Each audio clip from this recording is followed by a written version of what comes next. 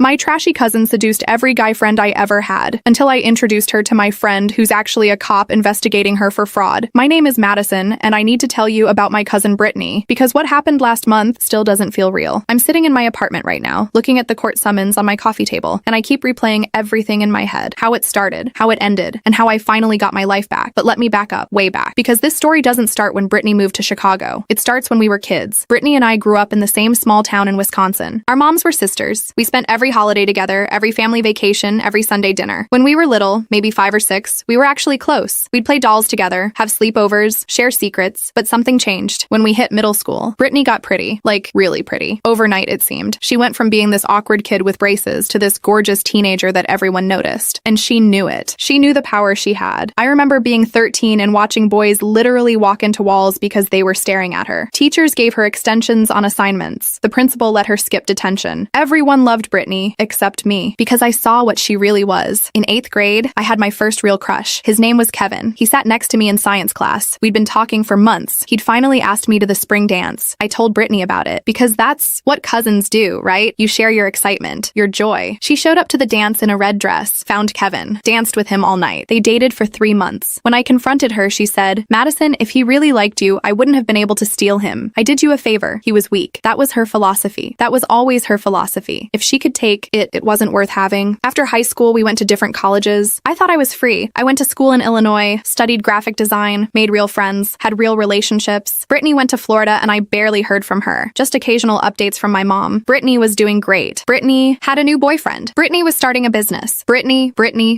I didn't care. I'd built a life without her in it. Then 3 years ago, my phone rang. "Mads, it's me," Brittany said. Her voice sounded different, smaller. "I need your help." She told me she'd just left an awful situation. A boyfriend who'd turned violent. She had nowhere to go. No money. Just the clothes on her back. "I know we haven't been close," she said. "I know I wasn't always nice to you when we were kids, but you're family. You're the only person I trust." I should have hung up. Should have told her to call our moms. Should have said no. But I heard the fear in her voice, and despite everything, despite Kevin and every other thing she'd done, she was still my cousin. "Okay," I said. "You can stay with me. Just for a little while." The biggest mistake of my life. Brittany showed up at my Chicago apartment 3 days later. 2 suitcases, designer sunglasses, and that smile. That same smile she'd had since we were kids. The one that said she'd already won. "Thank you so much," she said, hugging me. "I promise I won't be any trouble." Another lie. The first week was actually okay. She slept on my couch, made breakfast a few times, said she was looking for jobs. We'd watch TV together at night, and for a moment I thought maybe things would be different. Maybe we could have a real relationship. I was working from home as a graphic designer, had a good client base, made decent money. My apartment was small but nice. 1 bedroom in Lincoln Park. Everything I'd worked for. Brittany would sit on the couch while I worked, scrolling through her phone. Always on her phone. I'd hear her laughing, texting, talking to people. When I asked who she was talking to, she'd just say, "Friends from Florida." The second week, Tyler came over. Tyler Chen, my best friend since sophomore year of college. We'd met in an art history class neither of us wanted to take. He was studying engineering, I was doing design, and we just clicked. Spent hours talking about everything and nothing. We tried dating once, junior year. It lasted 3 weeks. We were both miserable. Realized we were better as friends, best friends, the kind of friends who knew everything about each other, who could sit in silence, and it wasn't weird. Who showed up when the other needed them? Tyler had a girlfriend when Brittany moved in. Her name was Amy. Nice girl. A teacher. They'd been together almost a year. It was getting serious. He'd talked about proposing. He came over that Wednesday because we had plans to watch a movie, some horror thing he'd been excited about. He knocked on the door at 7. I was on a work call in my bedroom. Client from New York who never respected time zones. I heard Brittany answer the door. I heard her voice, all sugar and honey. "You must be Tyler. Madison's told me so much about you. Come in, come in." The call lasted 23 minutes. When I came out, Brittany was sitting on the couch next to Tyler. Not just next to him, pressed against him, her leg touching his, her hand on his arm, laughing at something he said. Tyler looked uncomfortable, but also interested. I knew that look. I'd seen it before. "Hey, Mads," Brittany said, not moving away. "Tyler was just telling me about his job. He's an engineer at some big firm. Isn't that amazing?" "We work at the same company," Tyler said, looking at me. "Sorry, your call ran long. We can still watch the movie if you want." But the moment was broken. Brittany had inserted herself into it, and she wasn't leaving. "Oh, I love horror movies," she said. "Can I watch with you guys?" What was I supposed to say? No, you can't watch a movie in the apartment you're living in. So the 3 of us watched the movie. Brittany sat between us, made comments throughout, grabbed Tyler's arm during the scary parts. I sat there feeling like a third wheel in my own apartment. After Tyler left, I told myself I was being paranoid, reading into things. Brittany was just being friendly. 2 days later, Tyler texted me, said he couldn't hang out for a while. Said Amy was feeling insecure about our friendship and he needed to focus on his relationship. I called called him immediately. Since when does Amy have a problem with us? We've all hung out together. She likes me. I know, Tyler said. It's just, she's feeling weird about it. I need to respect that. Did Brittany say something to you? Silence. Tyler, did she? She just mentioned that maybe Amy had a point, that it's weird for me to spend so much time with another girl, even if we're just friends. My blood went cold. You barely know Brittany. I know, but what? More silence. Then, I'll call you later, okay? He didn't call later. Didn't text. A week went by. Then 2. I saw on social media that he'd broken up with Amy, saw him post about needing to focus on himself, saw the comments from mutual friends asking if he was okay, and I saw Brittany, gone, 4 nights that week, coming home at 6 in the morning, clothes from the night before still on, that satisfied look on her face. Where were you? I asked one morning. Out with a friend, she said. What friend? Just someone I met. You don't know them, but I knew. I knew exactly who. A week later, I found Tyler's jacket in my apartment, on the back of the couch. He'd left it that night we watched the movie. I texted him. You left your jacket here. No response. I called. Straight to voicemail. Finally, I messaged him on every platform I could find. Tyler, talk to me, please. 3 hours later, he responded. I'll come get the jacket this weekend, when Brittany's home. Not when I'm home. When Brittany's home. I wanted to throw the phone through the wall. Saturday came. Tyler showed up at 2. Brittany answered the door in tiny shorts and a tank top. I was in my bedroom. Door open. Listening. Hey, Tyler said. His voice was different. Soft. Hey yourself, Brittany said. Madison's in her room, but come sit down for a minute. I heard them talking. Couldn't make out the words. Then I heard Brittany laugh, that specific laugh she used, the one that said she had her hooks in. When Tyler left 10 minutes later, he didn't say goodbye to me, didn't come to my room, just took his jacket and left. That night, Brittany told me she was moving out, found a great apartment. A friend was helping her with rent. What friend? I asked. She smiled. Tyler, we're dating now. Isn't that great? We'll practically be related if it works out. I couldn't breathe, couldn't think, just stared at her. Don't look at me like that, she said. You said you guys were just friends, and he's single now. So what's the problem? You're the problem, I said. You're always the problem, she laughed. Actually laughed. Madison, you can't be mad at me because a guy chose me over you. That's not how the world works. We're cousins, I said. So that means I'm not allowed to be happy? Not allowed to date someone I like? You don't like him. You like taking him from me. Her eyes went cold. Dead. If he was really yours, I couldn't have taken him. Think about that. She moved out 2 days later, took her suitcases and left. Didn't say goodbye. Didn't thank me for letting her stay. I sat in my apartment that night and cried. Called my best girlfriend Ashley. Told her everything. You need to cut her off, Ashley said. Completely. She's toxic. She's family. So what? Family doesn't get a free pass to destroy your life. But I didn't cut her off because I kept hoping it was over. That she'd stay with Tyler and leave me alone. Tyler and I didn't speak for a month. Then 2. I missed him. Missed our conversations. Missed having someone who got me. I tried to move on. Started hanging out with Ashley more. Made new friends. Went on dates with guys from apps. None of them stuck, but I was trying. 3 months after Brittany moved out, Tyler called me. Hey, he said, can we talk? My heart jumped. Yeah, of course. Brittany. And I broke up. Part of me felt vindicated. Relieved. Like maybe I'd get my best friend back. I'm sorry, I said. Don't be. You were right about her. She was using me. His voice cracked. She needed money. For rent, she said. For bills. I gave her $10,000, Mads. $10,000. What? She said she had some business opportunity. Some investment that would triple the money. I trusted her. And then she just disappeared. Stopped answering my calls. When I finally confronted her, she said she didn't owe me anything. That I'd given her the money as a gift. I felt sick. Tyler, I'm so sorry. I should have listened to you. She played me, and I lost my best friend for a girl who didn't care about me at all. We talked for an hour. He apologized over and over. Said he'd been an idiot. That he'd let her manipulate him. That he understood if I never wanted to speak to him again. I wanted to forgive him. Wanted to go back to how things were. But something had broken between us. Some trust, some foundation. And I didn't know how to fix it. I need time, I told him. I need to think. He understood. Said he'd wait. Said he'd always wait. I thought that was the end of the Brittany saga. Thought she'd taken what she wanted and moved on. I was wrong. So wrong. 4 months later, I met Daniel at a coffee shop. I'd gone in to work on a client project. He was sitting at the next table, working on his laptop. We kept making eye contact. Finally, he smiled and introduced himself. Daniel worked in finance, investment banking, wore expensive suits, drove a nice car. Everything about him screamed success, but he was also kind, funny, asked about my work, and actually listened. We talked for 2 hours, exchanged numbers. He texted me that night. We went on our first date 3 days later. Dinner at an Italian place downtown. He was easy to talk to. Interesting. Interested. By the end of the night, I was already imagining a future. We dated for 2 months before I introduced him to my family. My mom was having a birthday party. Told me to bring him. I hesitated. devastated, knowing Brittany might be there, but my mom insisted. Brittany won't cause any drama, she said. She's changed. She's got a new job, doing really well. I should have known better. The party was at my mom's house in the suburbs. I drove out with Daniel. He was nervous, which I found endearing. Kept asking questions about my family, who'd be there, what they were like. Just one heads up, I said. My cousin Brittany might be there. If she is, just be polite, but don't engage too much. Why? He asked. I told him the short version, about how she'd stolen Tyler, how she'd used him. Daniel laughed. Don't worry, I'm not that stupid. Famous last words. Brittany showed up an hour into the party, wearing a black dress that should have been illegal, hair and makeup perfect. She walked in like she owned the place. My mom hugged her. My aunts and uncles crowded around her, everyone so happy to see her. She was the prodigal daughter, the golden child, always had been. I watched her scan the room, watched her eyes land on me, then on Daniel. Her expression changed, calculated, predatory. She made her way over, hugged me like we were best friends, then turned to Daniel and extended her hand. You must be Daniel, she purred. I'm Brittany, Madison's favorite cousin. I wanted to vomit. Daniel shook her hand. I saw his eyes widen slightly. That look, that same look Tyler had, the look every guy got. Nice to meet you, he said. Brittany didn't let go of his hand, just held it, smiling. Madison has told me so much about you, though she didn't mention how handsome you are. I stepped between them. Should we get some food? But the damage was done. For the rest of the party, Brittany found ways to be near Daniel, touching his arm, asking about his job, laughing at his jokes, making sure he noticed her. In the car on the way home, Daniel was quiet. You okay? I asked. Yeah, he said. Your cousin is something else. She's something all right. She's single? My heart stopped. What? I was just wondering. She was really flirty. I couldn't tell if that's just her personality or if— Daniel, stop! He looked at me. What? I was just asking. You were interested. Don't lie. I didn't say that, but he didn't have to. I could see it in his face, could hear it in his voice. Brittany had gotten to him in 3 hours. 3 hours was all it took. The next week, Daniel started acting different, working late, not answering texts. When we did see each other, he was distracted, always on his phone. I tried to ignore it, tried to pretend everything was fine, but I knew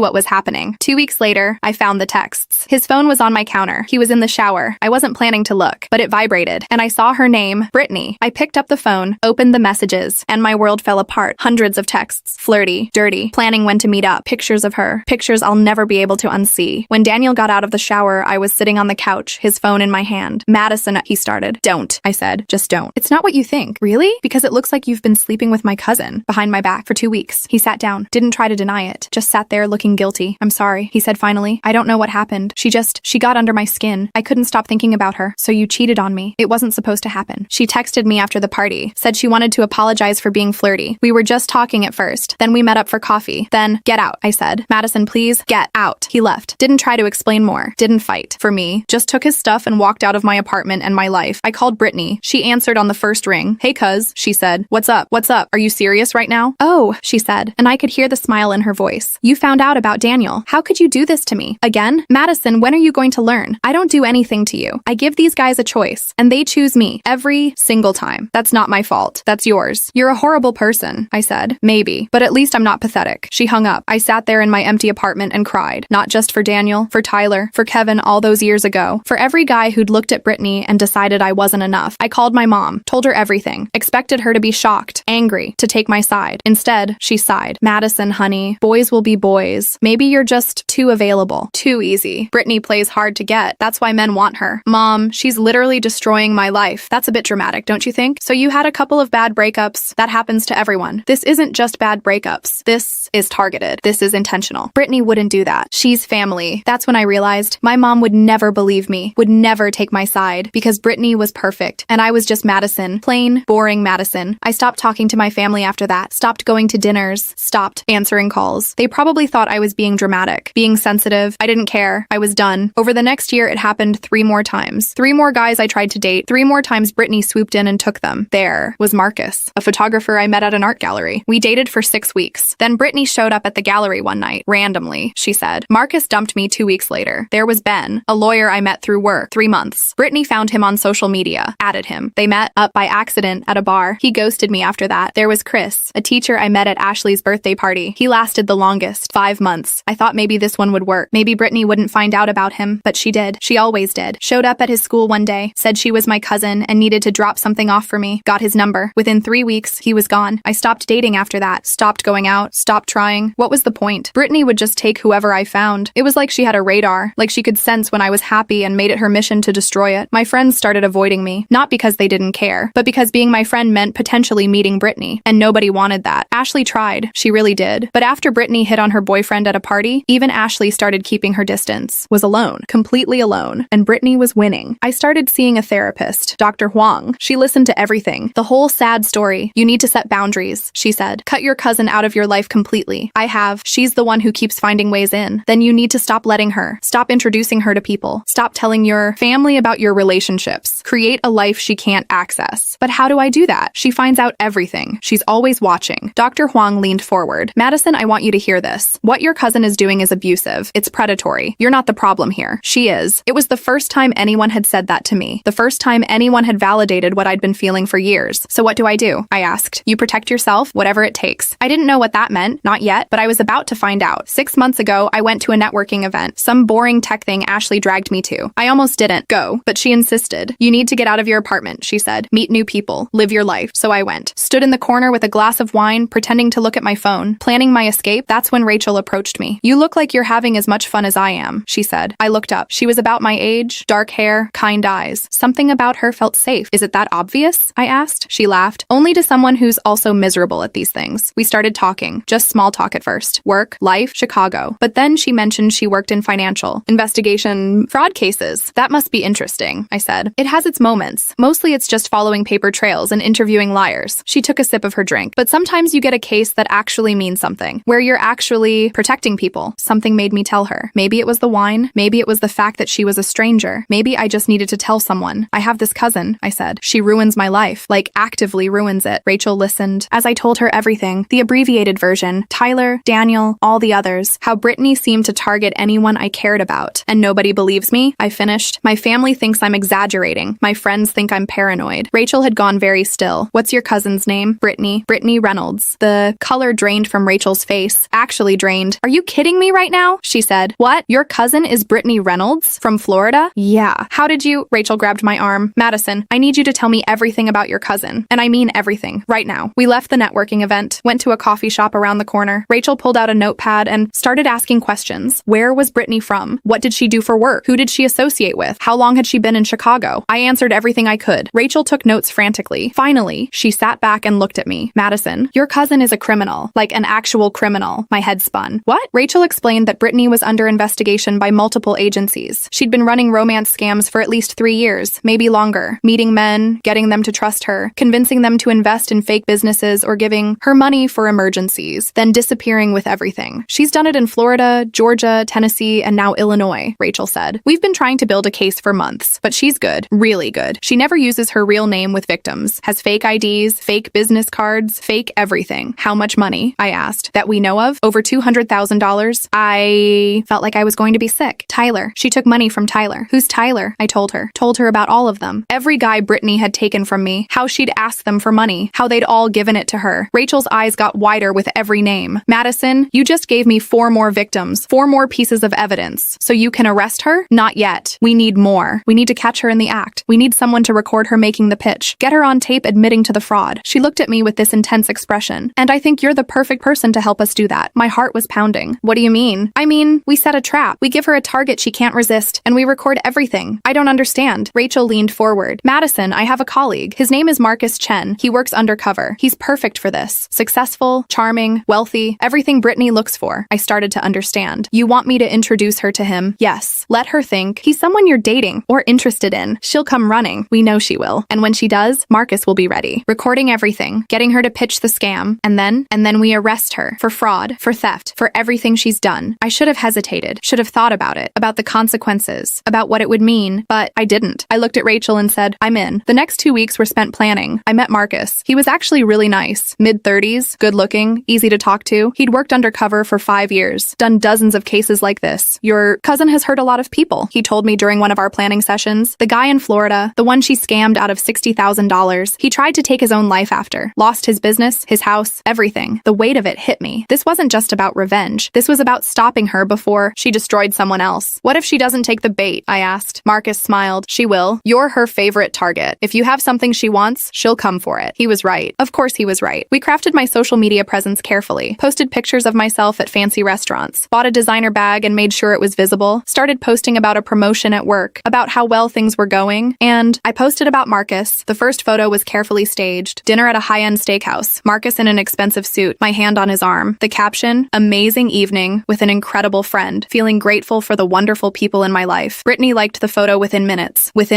Then came the message. OMG, who is that? He's gorgeous. You should totally introduce me, LOL. My hands were shaking when I typed back. Just someone from work. He's actually in town next week for a conference. Want to get drinks? 3 heart emojis, fire emojis. Yes, I'd love to meet him. I showed Rachel the messages. She grinned. Got her. The next week felt like the longest of my life. Marcus and I met up several times to go over our story. How we met, where he worked, his background. It all had to be believable. Brittany was smart. She'd ask questions. Dig. Look for holes. Don't worry, Marcus said. I've done this before. She won't catch on. We agreed to meet at a bar downtown. Somewhere public, but upscale. The kind of place Brittany would feel comfortable, where she could make her move. The night of, I almost canceled. Almost called the whole thing off, because despite everything, despite all the pain she'd caused, she was still my cousin, still family. But then I thought about Tyler, about Daniel, about all the others, about the guy in Florida who'd almost died because of her. This wasn't about revenge. It was about justice. Marcus arrived first. Expensive watch, designer suit, the kind of quiet confidence that came from money, or at least appeared to come from money. He wasn't actually wealthy. It was all props, all part of the act. I got there. 15 minutes later, hugged him, sat down. We made small talk, laughed. To anyone watching, we looked like a couple, or at least like 2 people who wanted to be. Brittany showed up exactly 27 minutes late. She always showed up late. It was a power move, made people wait, made them eager to see her. And when she walked in, every head turned. She wore a red dress that hugged every curve, hair and makeup flawless. She looked like she'd stepped off a runway. I saw Marcus's eyes widen. For a second, I panicked. What if he actually fell for her? What if she was too good even for someone who knew what she was? But then he looked at me, gave the tiniest nod, and I knew he was acting, just acting. Brittany, I said, standing up, hugging her, playing the role of excited cousin. So glad you could make it. Wouldn't miss it, she said. Then she turned to Marcus, extended her hand, let her fingers linger in his. You must be Marcus. I've heard absolutely nothing about you, which means Madison's keeping secrets. Her voice had dropped into that sultry register, that predator voice. Marcus smiled, charmed. All good things, I hope. I don't know yet, Brittany said, sliding into the booth next to him, across from me, but I'm very good at figuring people out, and she was. Over the next hour, I watched her work. It was like watching a masterclass in manipulation. Every word calculated, every gesture designed to hook him. She asked about his work, his hobbies, his family, listened with rapt attention, touched his arm, his hand, his knee, laughed at everything he said. Marcus played his part perfectly. Told her about his work in private equity, how he invested in startups, how he was always looking for the next big thing. I saw Brittany's eyes light up, that spark, that calculation. That's so interesting, she said. I've actually been thinking about starting my own business, but it's so hard to find investors who understand vision, you know? There it was, the hook, the beginning of the scam. I excused myself to go to the bathroom, gave them space. Let Brittany work her magic. When I came back 15 minutes later, they were deep in conversation. Brittany's hand on Marcus's knee, her body angled toward his. Madison, Brittany said when she saw me. Marcus was just telling me about some of his investments. It's fascinating. Brittany has a really interesting business idea, Marcus said. I told her she should send me her business plan. Brittany beamed. Would you really want to see it? I don't want to waste your time. Not at all. I'm always interested in new opportunities. They exchanged numbers right there. I watched Brittany type her name into his phone, watched her pose for a contact photo, watched her send herself a text so she'd have his number. The rest of the night was torture. Watching them flirt, watching her work, knowing what was coming but having to sit there and smile. When we finally left, Brittany hugged Marcus goodbye. A long hug. Too long. Her body pressed against his. Text me, she said. Not a question. A command. I will, Marcus said. I walked with Brittany to her car. She was practically glowing. He's amazing, she said. Madison, where have you been hiding him? We're just friends, I said. She laughed. Not for long, I bet. A guy like that doesn't stay single. She drove away. I stood there in the parking lot feeling nauseous. Marcus came up next to me. You okay? Did you record everything? I asked. He nodded. Every word, every gesture. She's already started. The business pitch, the investment angle. We've got her. So what now? Now we let her think she's winning. I play the interested investor, string her along, get her to pitch the full scam. Once she asks for money, once she gives me fake contracts, we've got her. Over the next month, I felt like I was living in a nightmare. Marcus and Brittany texted constantly. He'd show me the messages. They'd gone from professional to flirty to explicit within a week. She sent him her business plan, some fake consulting firm that helped small businesses with social media. It looked professional, legitimate. That's why it worked. She was good at this. Marcus pretended to be impressed, asked questions, expressed interest. Brittany moved fast. Within 2 weeks, she was talking about investment amounts. $50,000 for 20% equity. Returns projected at 300% in 2 years. All lies. Marcus scheduled meetings, took her to dinner, always recording, always building the case. I had to see her during this. At family dinners my mom insisted on, Brittany would show up talking about her new boyfriend, her new business, how well everything was going. My mom ate it up. See, Madison? Brittany's doing so well. Maybe you should take some notes. I wanted to scream, to tell them all what was really happening, but I couldn't. Not yet. The hardest part was watching Marcus and Brittany together. Even knowing it was fake, even knowing he was a cop, it still hurt. Seeing her use the same tactics, the same moves, the same words she'd used on Tyler and Daniel and all the others. She invited me to her apartment, Marcus told me 3 weeks in. She said she wants to discuss the investment in a more comfortable setting. My stomach dropped. Are you going? Yeah, that's where it'll happen. She'll have the contracts ready. Fake contracts. She'll try to get me to wire the money. That's when we make the arrest. The night Marcus went to Brittany's apartment, I couldn't breathe. Rachel and I sat in an unmarked van 2 blocks away. There was a whole team there. 5 other cops, a prosecutor, everyone ready. Marcus was wearing a wire. We could hear everything through headphones. I heard Brittany answer the door. Her voice was sweet, excited. You made it! Come in! The sound of a door closing. Footsteps. Your place is nice, Marcus said. Thanks. It's small but cozy. Want some wine? Sure. The sound of glasses. Pouring. Then Brittany's voice again. So, let's talk business. For 20 minutes, I listened to Brittany pitch her fake company, her fake projections, her fake dreams. She was convincing. If I didn't know better, I'd believe her. Marcus asked the right questions, seemed interested but cautious. The perfect mark. Then Brittany shifted tactics. Marcus, I need to be honest with you. Okay, this isn't just business for me. I feel like we have a real connection. Like this could be the start of something more. My hands clenched into fists. This was her move. Mix business with romance. Make them think they're getting both. Make them willing to risk everything. I feel that too, Marcus said. His voice was perfect. Just the right amount of interest and hesitation. So, let's do this together, Brittany said. Be my partner. In business and in life. Take a chance on me. Show me the contracts, Marcus said. Papers rustling. Brittany explaining the terms. The $50,000 investment. The projected returns. The equity split. Marcus was quiet for a long moment. Then, this looks great, but I need to ask you something. Anything. What really happens to the money? Silence. Long silence. Then Brittany laughed, nervous. What do you mean? I told you. Office space? Equipment? Employees? No, Marcus said. His voice changed. Harder. What really happens to the money, Brittany? Because we both know this company doesn't exist. More silence. I could barely breathe. I don't know what you're talking about, Brittany said. Her voice had gone cold. I think you do. I think you've done this before. Multiple times. To multiple men. You need to leave. I'm not leaving. I'm Detective Marcus Chen with the Chicago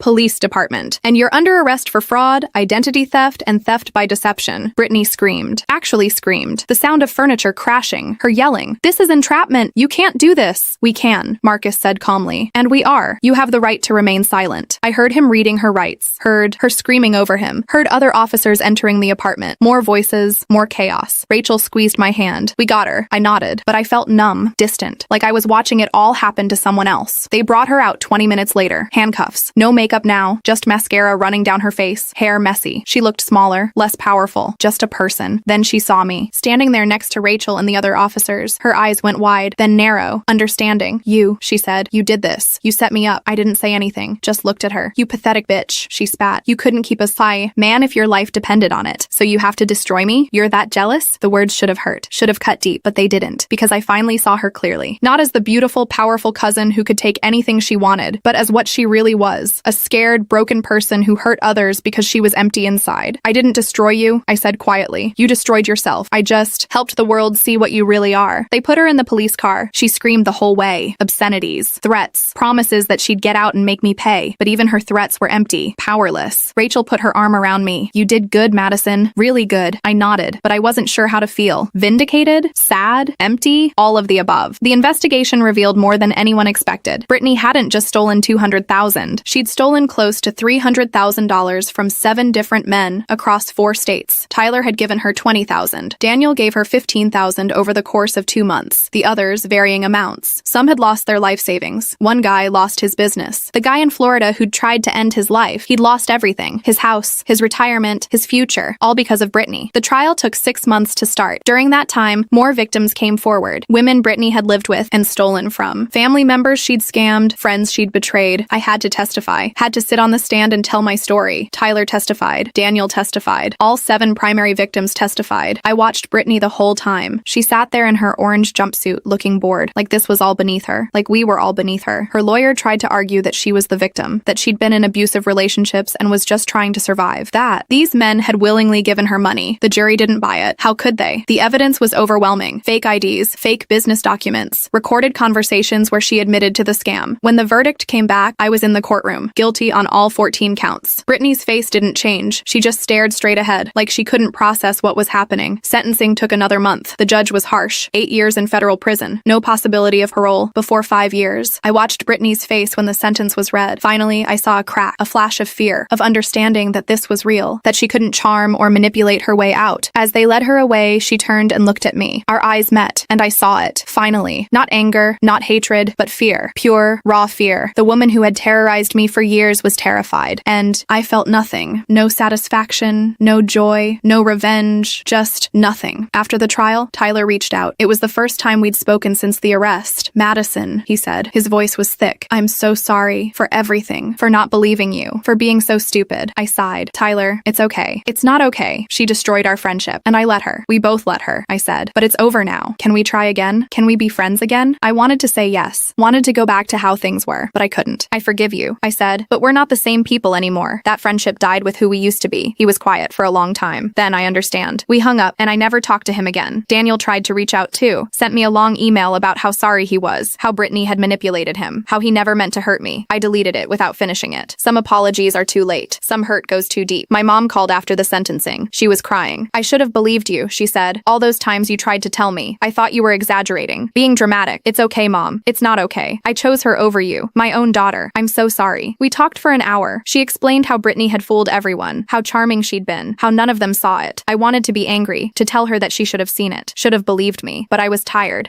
of being angry, tired of caring. "It's over now," I told her. "Let's just move forward." My family tried to reconnect after that. Aunts and uncles calling, apologizing, saying they never knew, never suspected. I accepted their apologies, but I kept my distance. Some bridges, once burned, can't be rebuilt. You can accept the ashes and move on, but the bridge is still gone. Rachel became a real friend, introduced me to her circle. Normal people with normal problems. No games, no manipulation, just genuine human connection. I started dating again, slowly, carefully. There was a guy named James. I met at a friend's dinner party. He was quiet, steady, worked as a teacher, nothing flashy or exciting, just good. When I told him about Brittany, about everything that happened, he just shook his head. "That's awful," he said. "But you know what? You survived it. You're still here. That says something about who you are. What does it say? That you're stronger than you think." I wasn't sure I believed him, but I wanted to. James and I have been together for 4 months now. He's met my mom, my friends. He knows the whole story, and he hasn't run away, hasn't gotten scared. That's something. I still think about Brittany sometimes. Wonder what she's doing in prison. If she's changed. If she feels remorse. Probably not. People like her don't change. They adapt, adjust, find new ways to manipulate the system. But she can't hurt me anymore. Can't hurt anyone else. At least not for 8 years. 3 months ago, I got a letter from her, forwarded from my mom's address. I almost threw it away without opening it, but curiosity won. The letter was short. 1 page. 1 sentence. "You always were the stronger one." I read it 3 times, trying to figure out if it was another manipulation, another game, another way to get under my skin. But I don't think it was. I think it was the truth. Maybe the only truth she ever told me. I burned the letter in my kitchen sink, watched the paper curl and blacken and turn to ash, watched her words disappear. Then I went on with my life, my real life, the one I'm building without her in it. Last week, I ran into Tyler at a coffee shop. Total coincidence. He was with a new girl. She looked nice, normal. He saw me and waved. Awkward but friendly. I waved back. We didn't talk, didn't need to. That chapter was closed, written, done. I ordered my coffee and left, and I felt fine. Not sad, not angry, just fine. That's progress, I think. Being able to see pieces of your past and not flinch, not hurt, just acknowledge and move on. Marcus and I still text sometimes. He moved to a different department, but we keep in touch. He asks how I'm doing, tells me about his cases. Normal friend stuff. "You ever regret it?" I asked him once. "Setting up your own friend's cousin?" "Not even a little bit," he said. "You know how many people she would have hurt if we hadn't stopped her, how many lives she would have destroyed." He was right. This wasn't just about me. It was bigger than my hurt feelings or broken relationships. It was about protecting other people from what I went through. Sometimes I look at the court documents, at the victim impact statements, at the testimony from all those men whose lives Brittany destroyed, and I feel proud, not of hurting her, but of stopping her. That's a good feeling, to know you protected people. Even if they'll never know your name, even if they'll never thank you, you still did something that mattered. I went to therapy for a year after the trial, worked through the trauma, the betrayal, the complicated feelings of turning in family. Dr. Huang helped me understand that family isn't a free pass to hurt people, that blood relation doesn't obligate you to accept abuse. You did what you had to do, she told me. You protected yourself and others. There's no shame in that. I'm starting to believe her. Last month, I blocked Brittany's prison number. She'd been trying to call. I never answered, but seeing her name pop up still made my stomach turn. Now I don't even see it. She's blocked, erased, gone from my phone and my life. That felt good too. Taking back that power, choosing who gets access to me. James asked me last week if I'm ready to meet his family, his parents, his sister. The old me would have panicked, would have worried about what they'd think, what they'd heard, if they'd Google me and find articles about the trial. But I said yes, because I'm done hiding, done being ashamed of something that wasn't my fault. Brittany made her choices. I made mine. fine, and I can live with mine. We're going to dinner with his family next weekend. I'm nervous but also excited, ready to move forward with someone who sees me for who I am, not who I was hurt by. That's growth, I think. Being able to trust again after someone taught you not to. I heard through my mom that Brittany's trying to appeal her sentence, claims the trial was unfair, that the evidence was obtained illegally. It won't work. Rachel assured me of that. The case was solid. Everything was done by the book. But even if it does work somehow, even if she gets out early, I'm not scared anymore, because she can't take anything from me now. I've built a life she can't touch, a circle she can't penetrate, a wall she can't break through. I'm safe now. Actually safe. Ashley and I are planning a trip to Europe next year, something we've talked about since college, but never did. Never had the time or money or confidence. Now we do. Now I do. I'm taking back all the things Brittany stole. Not the men. I don't want them back, but the confidence, the trust, the belief that good things can happen to me. That's what she really took. And that's what I'm taking back, piece by piece, day by day. I still have hard days